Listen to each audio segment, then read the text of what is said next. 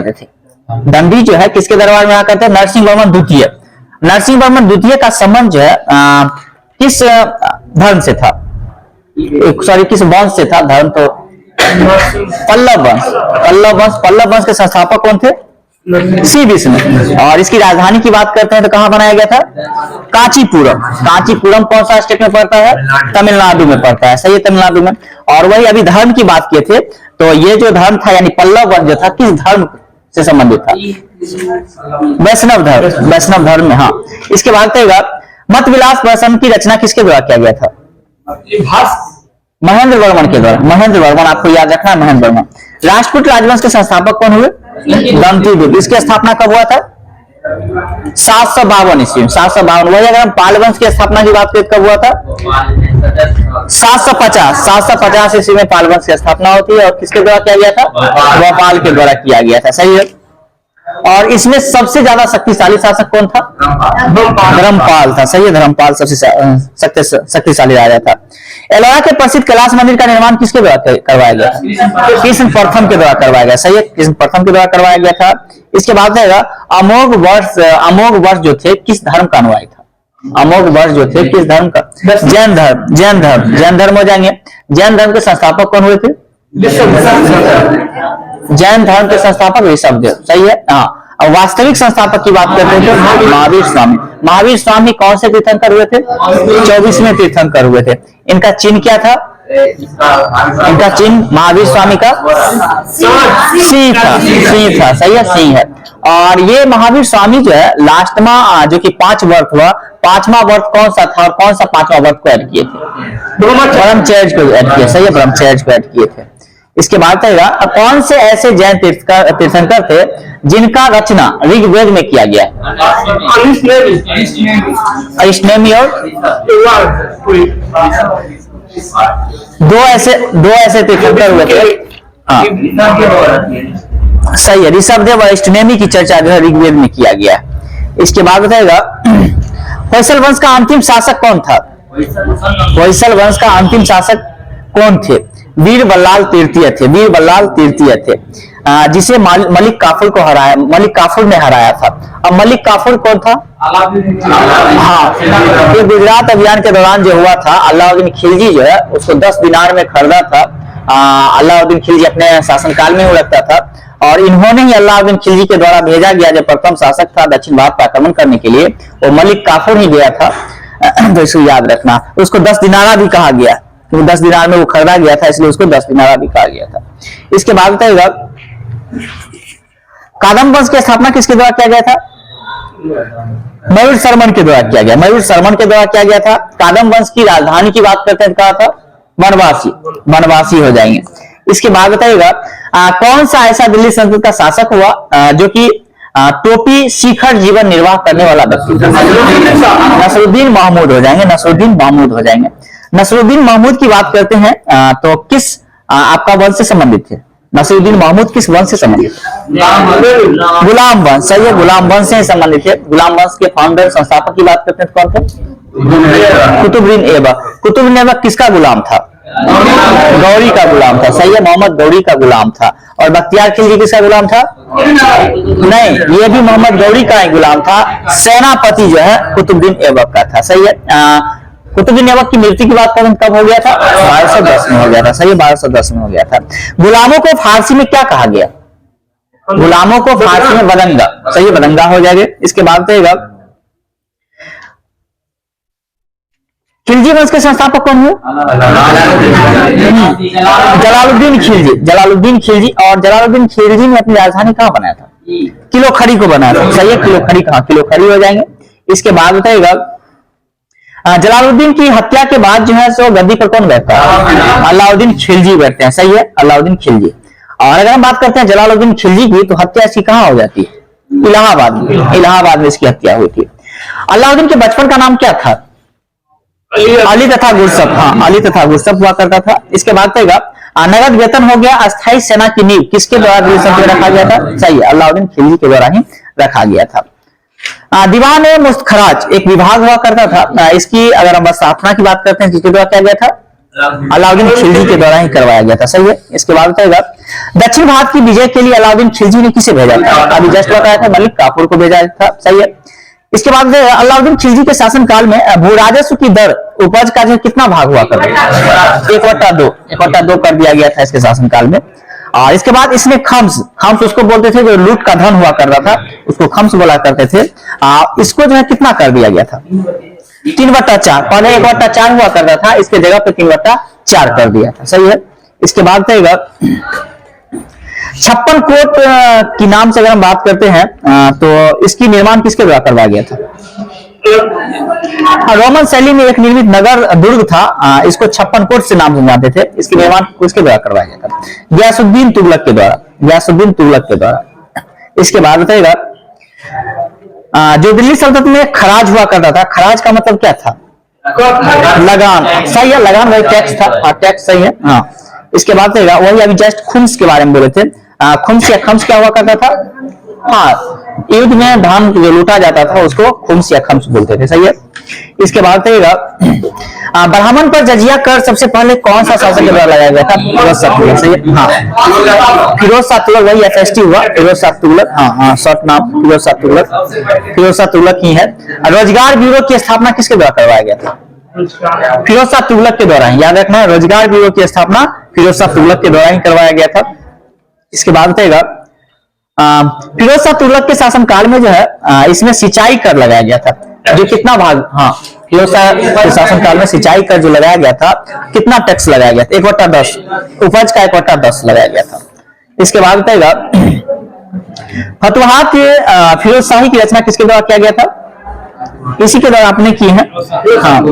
हाँ, सही है। इसके बाद बताएगा दीवान बंदगान सबसे पहले बताइए ये कौन सा विभाग था? किसके? सही है, दास विभाग हुआ करता था। और ये किसके द्वारा स्टार्ट किया गया था? यही फिरोज शाह तुगलक के द्वारा ही स्टार्ट किया गया था। सही है। इसके बाद बताएगा निकोलो कांटी जो आया था, सबसे पहले बताइए कि किस देश का निकोलो कांटी रहने वाला? इटली का रहने वाला था। सही है। उस समय में विजयनगर साम्राज्य में जैसे कौन से शासक के दरबार में आया था? देवराय प्रथम के शासनकाल में निकोलो कांटी आते हैं, जो कि निकोलो कांटी कहाँ के थे? इटली के थे। अब्दुल रज्जाक बताया सबसे पहले किस देश के थे? फारस के थे। सही है, फारस के। और विजयनगर साम्राज्य में किसके शासनकाल में आए थे? हाँ, ये देवराय द्वितीय के शासनकाल में आए थे। सही है। नोनीज जो थे वो किस देश के थे? नोनीज पुर्तगाल के थे। और किसके शासनकाल में आए थे? अच्युत राय के शासनकाल में आए थे।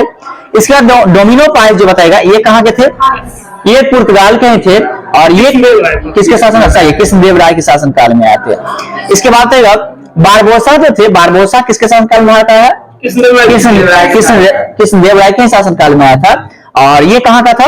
पुर्तगाल का ही था। इसके बाद बताएगा बाबर जो अपनी आत्मकथा लिखा है जो कि बाबरी में तुर्की भाषा में लिखा ही गया है। इसमें जो है कौन से विजयनगर साम्राज्य के शासक के बारे में सबसे ज्यादा शक्तिशाली बताया है? सही है, कृष्णदेव राय को ही बताया। सही है। इसके बाद बाबर के द्वारा जो तुर्की के बाबरी लिखा गया है उसमें कितने मुस्लिम साम्राज्य की चर्चा किया गया है? तो 5 मुस्लिम साम्राज्य है। और वही अगर हम हिंदू साम्राज्य की बात करते हैं तो 2 जो है हिंदू साम्राज्य के बारे में चर्चा की है। इसके बाद बताएगा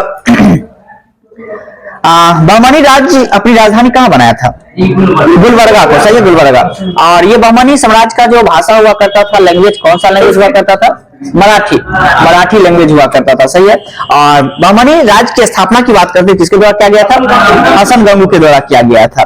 हाँ, और इस समय में बताएगा दिल्ली सल्तनत का कौन सा ऐसा शासक था जो अपने गद्दी के साम्राज्य में था? मोहम्मद बिन तुगलक। MBT मोहम्मद बिन तुगलक ही था उस समय में। दिल्ली सल्तनत में जो शासक की बात करते हैं तो MBT थे। और अगर हम बात करते हैं विजयनगर साम्राज्य की, बहमनी साम्राज्य की, इसकी स्थापना कब हुआ था? 1347 में। सही है, 1347 में हुआ था। किसके द्वारा किया गया था? हसन गंगू के द्वारा किया। जब हसन गंगू किया था तो किस नाम से गद्दी पे बैठा था? अलाउद्दीन हसन बहमन शाह के नाम से। अलाउद्दीन हसन बहमन शाह के नाम से बैठा था। इसके बाद बताएगा जो लोग सूफी संतों को शिष्यता ग्रहण करते थे उन्हें क्या कहा जाता था? जो लोग सूफी संतों की सूफी जिन आश्रम में निवास करते थे उन्हें क्या कहते थे? खानका या मठ वही हुआ करता था, खानका या मठ। इसके बाद बताइएगा भारत में चिश्ती सिलसिले की शुरुआत बताइएगा का मुख्य केंद्र कहाँ हुआ करता था? अजमेर। सही है, अजमेर हो जाएंगे। इसके बाद बताइएगा निजामुद्दीन औलिया, बाबा फरीद, ये सब किस सिलसिला से थे? सही है, चिश्ती सिलसिला से थे, सही है। इसके बाद बताइएगा तुलसीदास, गोस्वामी तुलसीदास की जन्म की बात करते हैं तो कहां में हुआ था? जन्म राजापुर गांव में हुआ था, जो कि बांदा जिले में पड़ता है। और बांदा जिला बताइएगा कौन सा स्टेट में? उत्तर प्रदेश में। हाँ, स्वामी तुलसीदास की अगर हम बात करते हैं तो जन्म कहां हुआ था? तो आपका बांदा जिला में हुआ था, जो कि बांदा जिला कहां? उत्तर प्रदेश में। रामचरितमानस की रचना किसके द्वारा किया गया था? तुलसीदास के द्वारा, सही है। अगर हम बात करते हैं उत्तर रामचरितमानस की रचना किसके द्वारा किया गया था? रामचरितमानस आपका तुलसीदास। उत्तर रामचरितमानस किसके द्वारा किया गया था? भवभूति के द्वारा, भवभूति के द्वारा किया गया, सही है। इसके बाद बताइएगा दादू दयाल जो थे किसके अनुयायी थे? दादू दयाल जो थे वो किसके अनुयायी थे? कबीर के अनुयायी थे, कबीर के। और दादू दयाल का अगर हम जन्म की बात करते हैं कहां हुआ था? अहमदाबाद में हुआ था। और किस जाति से? तो धुनिया जाति से। इसके बाद हुमायूं का पीरियड कब से कब तक रहा था? 1530 से लेकर के 1556 तक। हाँ, 1530 से 1556 तक रहा था, सही है। इसके बाद बताइएगा चौसा का युद्ध कब हुआ था? 1539 में हुआ था। किसके किसके मध्य हुआ था? हुमायूं एवं शेरशाह सूरी के मध्य हुआ था, सही है। हुमायूं एवं शेरशाह सूरी के मध्य हुआ था चौसा का युद्ध। अगर हम बिलग्राम की बात करते हैं, बिलग्राम का युद्ध कब हुआ था? 1540 में हुआ था, सही है, 1540 में हुआ था। और कौन सा युद्ध में पराजित होने के बाद जो है हुमायूं भाग गया था? यह बिलग्राम का युद्ध। हाँ, और कहां भाग गया था? ईरान चल गया था, ईरान चल गया था, सही है। इसके बाद बताएगा अकबर जब गुजरात अभियान किया था उस समय वहां का शासक कौन हुआ करते थे? अकबर जब गुजरात अभियान किया था उस समय वहां का शासक कौन हुआ करते थे, जो कि 1571 में?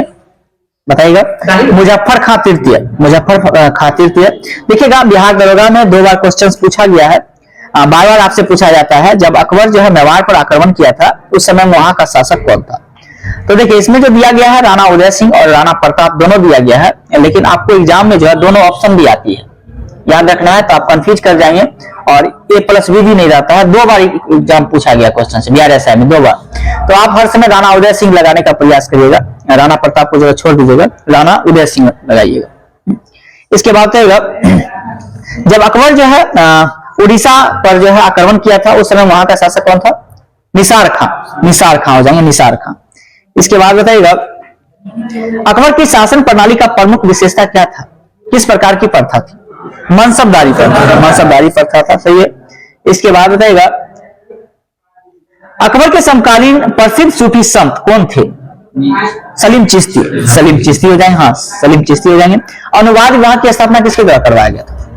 अनुवाद विभाग की स्थापना किसके द्वारा? अकबर के द्वारा, अकबर के द्वारा ही करवाया गया था। इसके बाद बताइएगा शिवाजी के किले की सुरक्षा के लिए नियुक्त अधिकारी हुआ करते थे जो किले की आंतरिक व्यवस्था को देखरेख करते थे, उन्हें क्या कहते थे? उस पद को क्या कहते थे? हवलदार, हवलदार। ध्यान दीजिएगा किले की आंतरिक व्यवस्था की देखरेख के लिए हवलदार हुआ करते थे।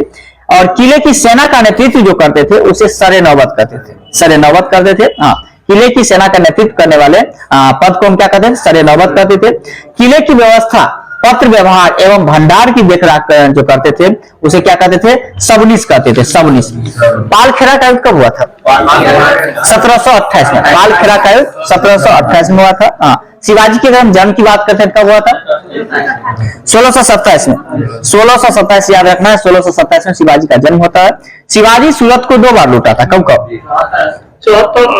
1664 और 70, याद रखना, 1664 एवं 1670 में 2 बार लूटे थे। शिवाजी अपना राज्याभिषेक कब करवाया था? सही है, 1674 में अपना राज्याभिषेक करवाते हैं। और हम शिवाजी की डेथ की बात करते हैं कब हो गया था? 1680 में उनकी डेथ या मृत्यु हो गया था, सही है। हाँ, इसके बाद बताइएगा सूरत की संधि कब हुआ था?